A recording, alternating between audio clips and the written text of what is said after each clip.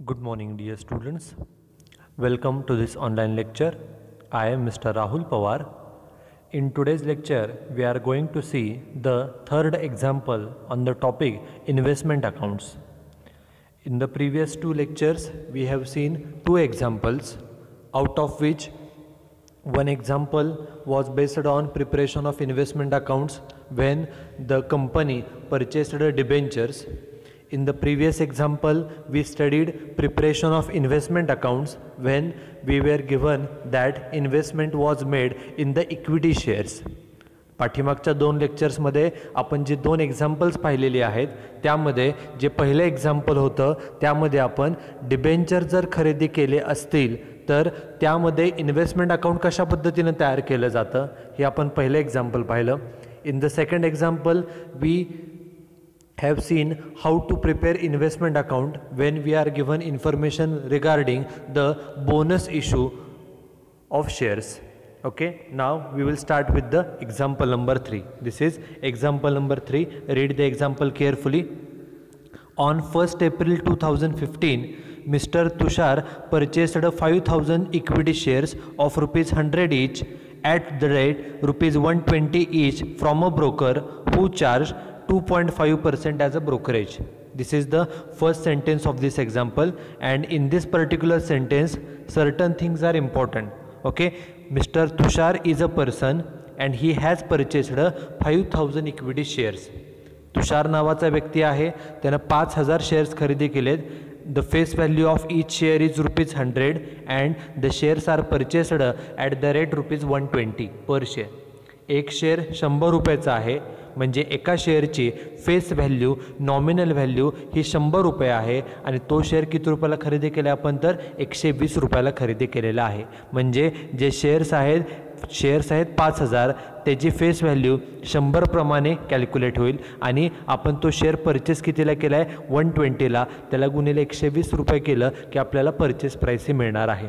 Okay, आणि पुढे सांगितलं आहे from a broker who charged 2.5% as a brokerage.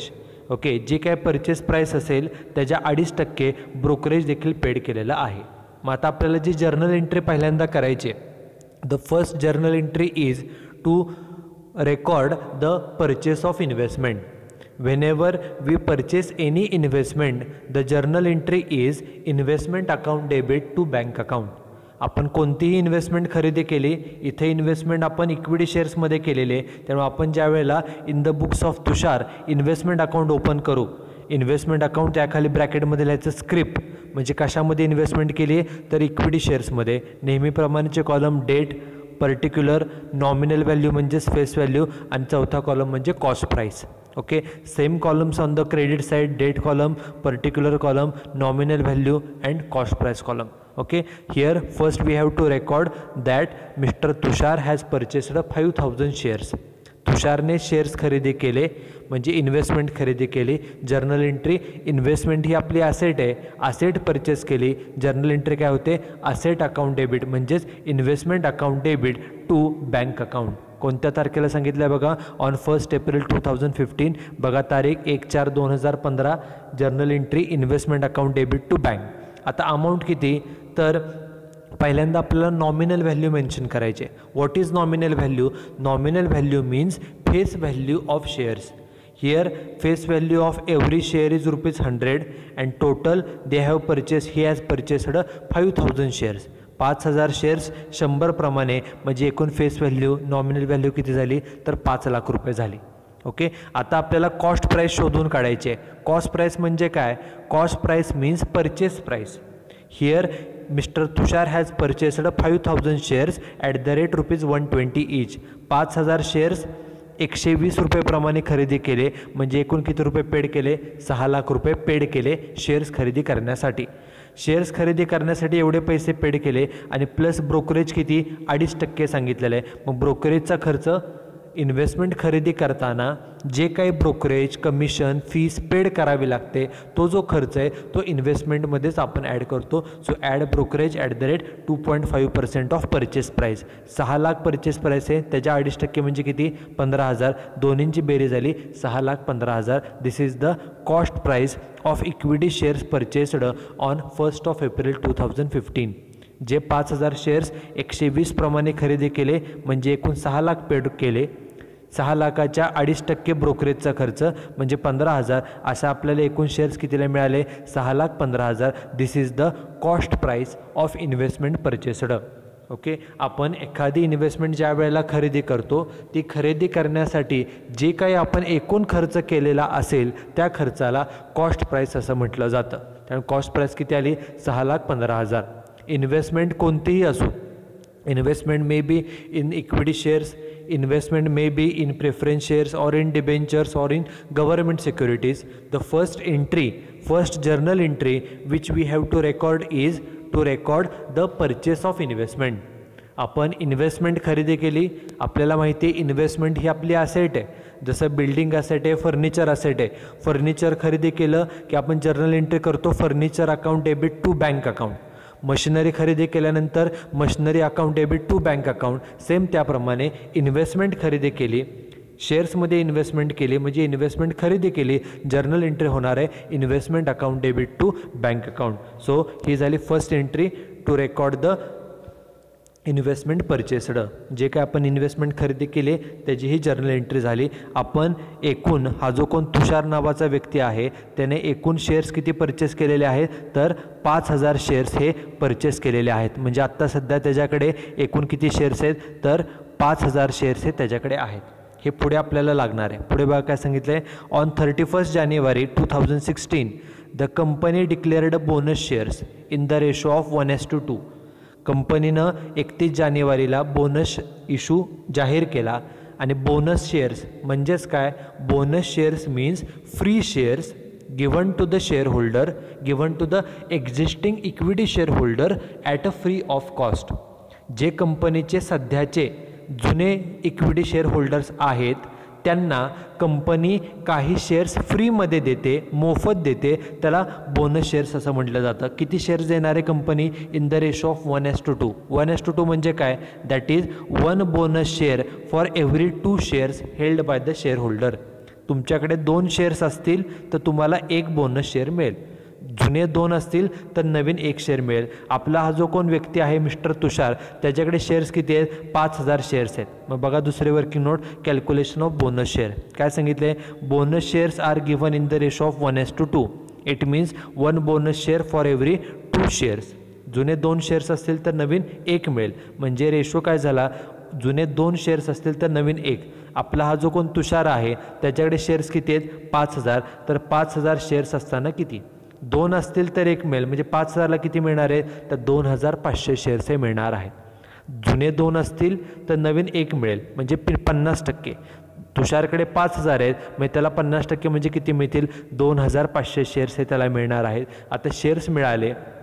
आपण ज्यावेळेस शेअर्स खरेदी करतो पेमेंट चेक न केलं तर टू बँक, कॅश न केलं तर टू कॅश, हे फ्रीमध्ये मिळाले आहेत म्हणून त्याला म्हणायचं टू बोनस शेअर्स अकाउंट. म्हणून इन्व्हेस्टमेंटच्या डेबिटला जर्नल एंट्री झाली investment account debit to bonus shares account. Okay, आणि बोनस शेअर्स किती मिळणार आहेत? तर वर्किंग नोट नंबर 2 प्रमाणे आपण आत्ताच फाइंड आउट केले किती? 2,500 शेअर्स आणि आपला 1 शेअरची फेस व्हॅल्यू किती आहे? 100. मग 2,500 गुणिले 100 एकूण फेस व्हॅल्यू किती झाली? 2,50,000.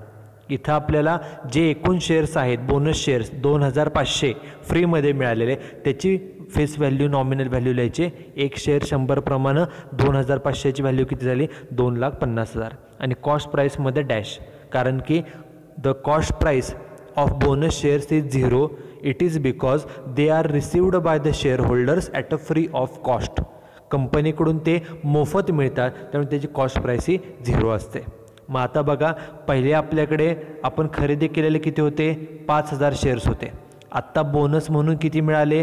तर 2,500. मग पहिले शेअर्स होते 5,000 बरोबर आणि आत्ता मिळाले 2,500. असे एकूण शेअर्स किती झाले? 7,500 शेअर्स हे झाले. आता जे 7,500 शेअर्स आहेत त्यापैकी जे आत्ताचे 2,500 ते फ्रीमध्येच मिळालेले आहेत मग त्याची कॉस्ट प्राईस नील आहे. आणि जे पहिले शेअर्स होते ते आपण किती रुपयाला खरेदी केलेले? 6,15,000ला खरेदी केलेले. ती कॉस्ट प्राईस आहे 6,15,000. म्हणजे आपल्याकडे आता एकूण 7,500 शेअर्स आहेत ज्याची कॉस्ट प्राईस किती आहे? 6,15,000. बरोबर. मग 7,500 शेअरची कॉस्ट प्राईस 6,15,000. एका शेअरची कशी फाइंड आउट करणार? एकूण अमाऊंट 6,15,000 डिवायडेड बाय एकूण शेअर्स किती? 7,500. म्हणजे आपल्याकडे जो एक शेअर आहे त्या एका शेअरची कॉस्ट प्राईस आहे 82 रुपये. ॲव्हरेज कॉस्ट प्राईस कशी फाइंड आउट केली जाते? तर खरेदी केलेले शेअर्स होते 5,000, फ्रीमध्ये मिळालेले 2,500, असे एकूण शेअर्स आहेत 7,500. तुषारकडे एकूण 7,500 शेअर्स आहेत. ओके. पहिले 5,000 शेअर्स खरेदी करण्यासाठी 6,15,000 खर्च आलेला, बोनस शेअरसाठी 0, म्हणजे एकूण खर्च किती झाला आहे? 6,15,000. म्हणजे जे 7,500 शेअर्स आहेत त्याचा एकूण खर्च आहे 6,15,000. म्हणून एका शेअरचा फाइंड आउट करण्यासाठी एकूण अमाऊंट 615 भागिले एकूण शेअर 7,500, म्हणजे एका शेअरची कॉस्ट प्राईस किती झाली? तर 82 रुपये. ओके. हे आपल्याला पुढे एक्झाम्पलमध्ये लागणार आहे. पुढे बघा काय सांगितलेलं एक्झाम्पलमध्ये, before and after the bonus issue. हा जो काय कंपनीनं बोनस शेअर्स फ्रीमध्ये वाटले त्याच्या अगोदर आणि नंतर the shares were quoted in the market at ₹175 per share and ₹90 per share respectively. ज्या दिवशी कंपनीनं बोनस इश्यू डिक्लेअर केला त्याच्या अगोदर आणि त्याच्यानंतर शेअरची प्राईस किती होती? अगोदर प्राईस होती 175 आणि नंतर प्राईस किती झाली? तर 90 रुपये ही प्राईस ही झालेली आहे. ओके. हे आपल्याला कशासाठी दिले ते आपल्याला पुढे लागणार आहे. बघा, ऑन 31 मार्च 2016, 31 मार्च 2016ला mister Tushar sold all the bonus shares. जेवढे बोनस शेअर्स मिळाले होते, किती बोनस शेअर्स मिळाले होते? 2,500. ते सर्व शेअर्स सोल्ड केले, विकले to a broker who charged 2% brokerage. मग आता शेअर्स विकले म्हणजे पैसे आले. पैसे किती आले त्याची जर्नल एंट्री आपल्याला करावी लागेल. किती शेअर्स होते ते आपण विकलेले आहेत आणि 2% ब्रोकरेज. परंतु जे शेअर्स विकले ते किती रुपयाप्रमाणे विकले हे सांगितलेलं नाही. मग आता त्यासाठी काय करायचं आहे? आपल्याला मगाशी सांगितलेलं before and after bonus issue. Bonus इश्यूच्या अगोदर आणि नंतर किंमत किती होती शेअर्सची? मार्केट प्राईस 175 आणि 90. आता पुढे सांगितलं आहे की बोनस शेअर्स विकले, मिळालेले जे बोनस शेअर्स होते ते विकले. म्हणजे ते कधी विकले असतील? तर after the bonus issue. Bonus issue नंतर. मग आफ्टर बोनस इश्यू शेअरची किंमत किती होती? 90 रुपये होती मार्केट प्राईस. ह्या 90 रुपयेप्रमाणे हे शेअर्स विकलेले असणार. बरोबर. आता आपल्याला फाइंड आउट करावं लागेल की बोनस शेअर्स विकून किती पैसे मिळाले. म्हणून तिसरी वर्किंग नोट बघा, calculation of sale proceeds of bonus shares. बघा, बोनस शेअर सोल्ड 2,500 शेअर्स होते, एक शेअर 90 प्रमाणे. कारण की 90 प्राईस कुठून फाइंड आउट केली? तर बोनस इश्यू नंतर एका शेअरची मार्केट प्राईस 90 रुपये होती, म्हणजे तो 90 प्रमाणे विकलेला असतात. म्हणून 2,500 गुणिले 90 किती पैसे मिळाले? 2,25,000 एवढे पैसे मिळाले. परंतु त्यातून कमिशन ब्रोकरेज किती द्यावं लागलं? तर ब्रोकरला द्यावे लागले 2%. आता आपण इन्व्हेस्टमेंट विकतोय, इन्व्हेस्टमेंट विकण्यासाठी जो खर्च होतो, जे काही पैसे मिळालेले असतात इन्व्हेस्टमेंट विकून, त्या पैशामधून जो खर्च झालेला आहे तो खर्च वजा केला जातो. म्हणून लेस ब्रोकरेज 2%. कशाच्या 2%? तर ह्या सेल प्राईसच्या. 2,25,000च्या 2% म्हणजे ब्रोकरेज किती? 4,500. ते जाऊन राहिले पैसे किती? 2,20,500. It is a cost price. Okay. Shares विकून जे फायनल अमाऊंट राहिली ती किती आहे? 2,20,500. आता आपण इन्व्हेस्टमेंट विकलेली आहे, इन्व्हेस्टमेंट विकली आणि पैसे किती मिळाले? 2,20,500. पैसे मिळाले म्हणजे बँक अकाउंट डेबिट. आणि काय गेलं आपल्याकडचं? तर इन्व्हेस्टमेंट विकली म्हणजे इन्व्हेस्टमेंट गेले म्हणून टू इन्व्हेस्टमेंट अकाउंट. म्हणून जर्नल एंट्री पैसे आले म्हणून bank account debit to investment account. म्हणून इन्व्हेस्टमेंटचे क्रेडिट लिहिलेलं तारीख 31/3/16 बाय बँक अकाउंट. इथं म्हटलं वर्किंग नोट नंबर 3. आणि किती पैसे मिळाले बघा? तर 2,20,500. तीच रक्कम इथे घेतली कॉस्ट प्राईसमध्ये 2,20,500. आणि फेस व्हॅल्यू किती? तर आपण 2,500 शेअर्स विकलेले आहेत. बघा, 2,500 शेअर्स आपण विकलेले आहेत आणि एका शेअरची फेस व्हॅल्यू 100 आहे. म्हणजे 2,500 गुणिले 100 म्हणजे एकूण फेस व्हॅल्यू किती झाली? 2,50,000. जे बोनस शेअर्स 2,500 शेअर्स होते त्या सर्व बोनस शेअरची फेस व्हॅल्यू होती 2,50,000 आणि ते विकून किती मिळाले? 2,20,500. ओके. आता आपण इन्व्हेस्टमेंट विकलेली आहे. इन्व्हेस्टमेंट विकली म्हणजे एकतर प्रॉफिट झाला असेल किंवा लॉस झाला असेल. आपल्याला आता तो फाइंड आउट करावा लागेल. आपण इन्व्हेस्टमेंट विकून किती रुपये मिळाले? 2,20,500. म्हणून पुढची वर्किंग नोट बघा, पुढची working note, calculation of profit on sale of bonus shares. Bonus shares विकून किती प्रॉफिट झाला. प्रॉफिट आपण फाइंड आउट कसं करतो. प्रॉफिटचा फॉर्म्युला असतो sale price minus cost price. आपण विकलेत कितीला शेअर्स 2,20,500, जे आपण मगाशी अमाऊंट फाइंड आउट केलेली 2,20,500 रुपयाला शेअर्स आपण विकले. त्यातून मायनस करायची कॉस्ट प्राईस. आता कॉस्ट प्राईस कशी, तर किती शेअर्स विकले, 2,500 शेअर्स विकले. एका शेअरची आपण कॉस्ट प्राईस किती फाइंड आउट केली आहे, 82 रुपये. मग एकूण कॉस्ट प्राईस किती येईल, तर 2,500 शेअर्सची 80 प्रमाणे एकूण कॉस्ट प्राईस झाली 2,05,000. काय केले बघा, 2,500 शेअर्स विकले, त्याची कॉस्ट प्राईस, एका शेअरची कॉस्ट प्राईस आहे हे 82. मग एकूण शेअर्सची कॅल्क्युलेट करण्यासाठी 2,500 शेअर्स गुणिले 82 केलं. 2,500 शेअर्स गुणिले 82 गुणाकार किती आला, तर 2,05,000. ओके, म्हणजे 2,05,000 ही कॉस्ट प्राईस आणि ते शेअर विकले कितीला, 2,20,500ला. म्हणजे आपल्याला जादा पैसे किती मिळाले, 15,500. It is our profit.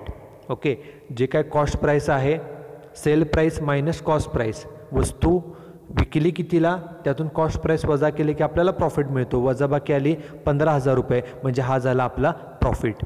आणि आपल्याला माहिती आहे जो प्रॉफिट असतो, प्रॉफिट आपण ट्रान्सफर करत असताना, सपोज हे जर P&L अकाउंट असेल, profit is transfer to the credit side of P&L account. मग ही जर्नल एंट्री काय होते, इन्व्हेस्टमेंटचा हा प्रॉफिट आहे, म्हणजे investment account debit to profit and loss account. म्हणून इन्व्हेस्टमेंटच्या जर्नल एंट्री काय झाली, investment account debit to P&L account. म्हणून इन्व्हेस्टमेंट अकाउंटच्या डेबिटला बघा, इन्व्हेस्टमेंटच्या डेबिटला त्याच तारखेला ज्या दिवशी शेअर्स विकलेत त्याच तारखेला to profit and loss account. आणि प्रॉफिट किती झालं आहे बघा, आत्ता आपला प्रॉफिट झालेला आहे 15,500 रुपये.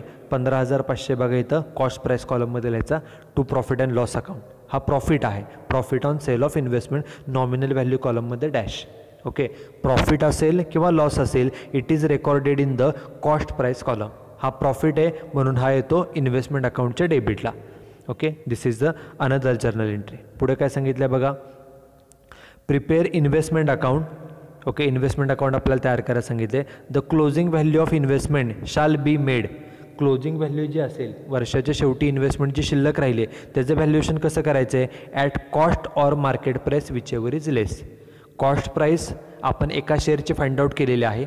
मार्केट प्राईस एक्झाम्पलमध्ये किती सांगितले बघा, एक्झाम्पलमध्ये सांगितले बोनस इश्यू नंतर शेअरची मार्केट प्राईस आहे 90 प्रमाणे.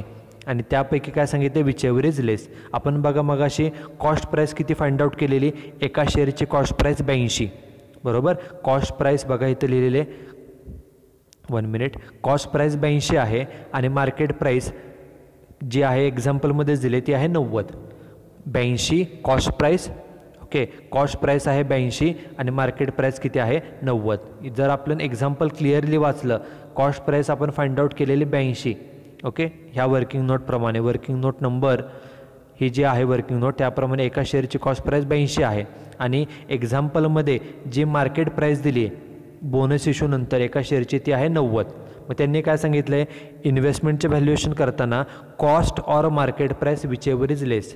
मग 82 आणि 90 ह्यातली लहान रक्कम कोणती आहे सांगा, तर 82 आहे. 82 प्रमाणेच ते जे काही शेअर शिल्लक असतील वर्षाच्या शेवटी त्याचं व्हॅल्युएशन होईल. आता शेअर शिल्लक किती आहेत बघा, सुरुवातीला खरेदी केलेले 5,000, फ्रीमध्ये बोनस मिळाले किती, तर 2,500 फ्रीमध्ये मिळाले होते, ते पुन्हा लगेच विकून टाकले. म्हणजे आता फक्त जे सुरुवातीचे 5,000 खरेदी केलेले आहेत तेच शेअर आहेत आणि त्या 5,000 शेअरचं व्हॅल्युएशन करायचं किती प्रमाणे, 82. का 82 प्रमाणे, कारण एक्झाम्पलमध्ये सांगितले valuation should be made at cost or market price whichever is less. Here cost price is 82 and market price is 90. So त्या दोन्हीतली लहान रक्कम आहे 82. 82 प्रमाणे व्हॅल्युएशन होईल. बघा वर्किंग नोटमध्ये calculation of closing value of investment. जे काय 5,000 शेअर्स आहेत त्याचं व्हॅल्युएशन बघा, कॉस्ट प्राईस 5,000 शेअर्स आणि एका शेअरची कॉस्ट प्राईस आपण फाइंड आउट किती केलेली, कॉस्ट प्राईस 82. मग 82 प्रमाणे त्याची व्हॅल्यू किती झाली, 4,10,000. त्याची मार्केट प्राईस किती, 5,000 शेअर्स आहेत, एका शेअरची मार्केट प्राईस ही एक्झाम्पलमध्ये सांगितलेली आहे किती आहे, तर ती 90 रुपये आहे.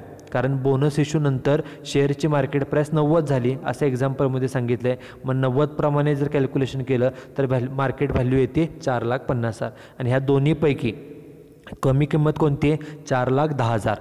ओके 4,50,000 आणि 4,10,000 पैकी लहान किंमत कोणती 4,10,000 म्हणून खाली लिहिले closing value of investment will be rupees 4,10,000 being lower of cost and market price. या दोन्हीपैकी लहान रक्कम आहे 4,10,000 ती आपली झाली क्लोजिंग बॅलन्स. क्लोजिंग बॅलन्स आपण नेहमी लिहितो क्रेडिट साईडला म्हणून वर्षाच्या शेवटी 31/3/2016 क्लोजिंग बॅलन्स आहे म्हणून म्हणायचं बाय बॅलन्स कॅरीड डाऊन. आणि व्हॅल्युएशन किती आलं बघा दोन्हीपैकी लहान किंमत कोणती आहे 4,10,000 रुपये.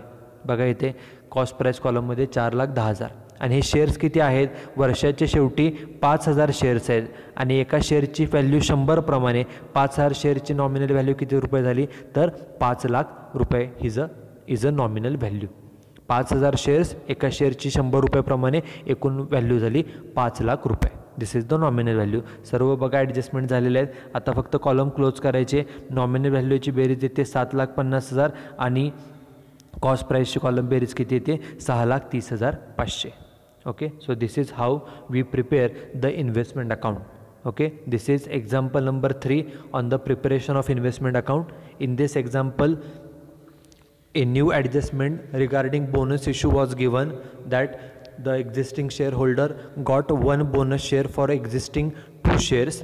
2 शेअर्स असतील तर 1 बोनस शेअर मिळाला, ही ॲडजस्टमेंट होती. ते शेअर्स फ्रीमध्ये मिळाले, त्यामुळे कॉस्ट प्राईस डॅश घेतली, 0 घेतली आणि त्याप्रमाणे आपण ॲव्हरेज कॉस्ट 82 रुपये फाइंड आउट केली. आणि नंतर जेव्हा शेअर्स विकले, शेअर्स विकून जो काय प्रॉफिट झाला तो प्रॉफिट ट्रान्सफर केला होतो प्रॉफिट अँड लॉस अकाउंटच्या क्रेडिट साईडला. त्यामुळे जर्नल एंट्री होते investment account debit to profit and loss account. Okay, after that, as per the instruction given in the example, we calculated the value of closing investment by cost price and market price, and the valuation was made as per the cost price being lower of cost and market price. Okay, so this is example number 3 on this topic. You should write down this example and solution in your notebook. In the next lecture we will see another example. Okay, thank you very much.